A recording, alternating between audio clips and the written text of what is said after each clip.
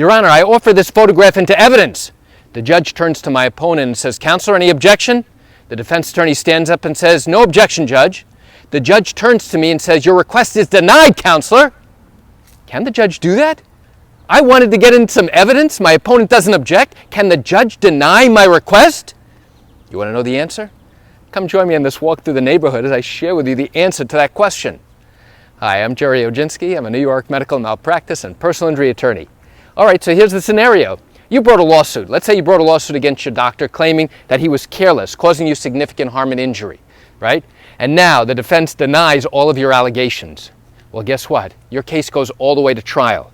At trial, I want to introduce a photograph. I want the jury to see this photograph. I want to talk about the photograph, and I want my client, the injured patient, to talk about what's contained in this photograph.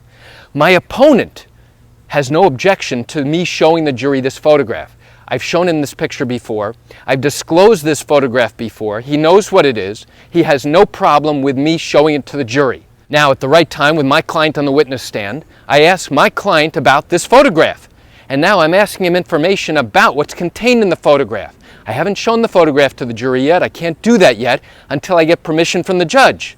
But I'm allowed to ask my client questions about the information in this photograph. Okay, Mr. Jones, who took this photograph?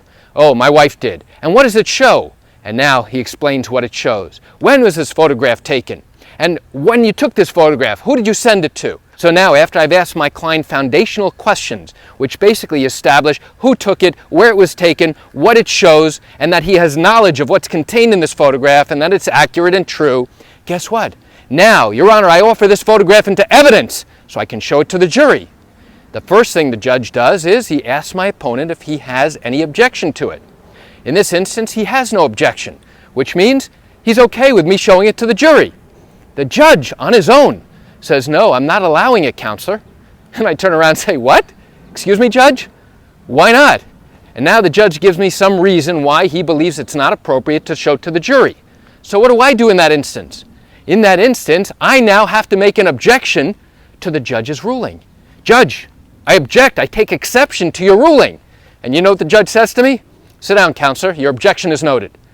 And now, what does that mean? It means the jury won't see that photograph. What that means is I have now preserved my right to appeal. If I lose this case, I now can argue that because this judge did not allow the jury to see this photograph, that is why they came out with a decision against us. Okay? That's really important. I have to preserve my right to appeal if the judge makes a ruling like this, in light of the fact that my opponent had no objection whatsoever to showing the jury this photograph. Where we both consent and agree, the judge technically should have no problem at all allowing this photograph to come into evidence. But for whatever reason, the judge has decided, no, absolutely not. He believes that there's no reason this photograph should come in. He's now placed his reasoning on the record, and now I have to deal with that. Which means I won't be able to show the jury this photograph at this time, and only if I lose the case, I will then have to evaluate whether or not I believe that the jury's decision and outcome was adversely impacted because they never got to see this photograph. So why do I share this information with you? I share it with you just to give you a sense of what really happens in these medical malpractice cases here in New York. You know, I understand you're likely watching this video in the comfort of your home or someplace nice and cool. Today it's over 100 degrees here in Great Neck, and I had a few minutes to share this information with you on this beautiful walk around the neighborhood, even though it's swelteringly hot. You know, I recognize you likely have questions or concerns about your own matter.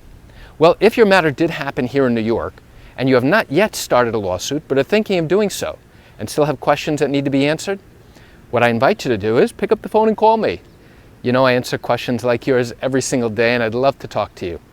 You can reach me at 516-487-8207, or by email at Gerry, Gerry, at oginski-law.com. That's it for today's video. I'm Gerry Oginski. Have a great day.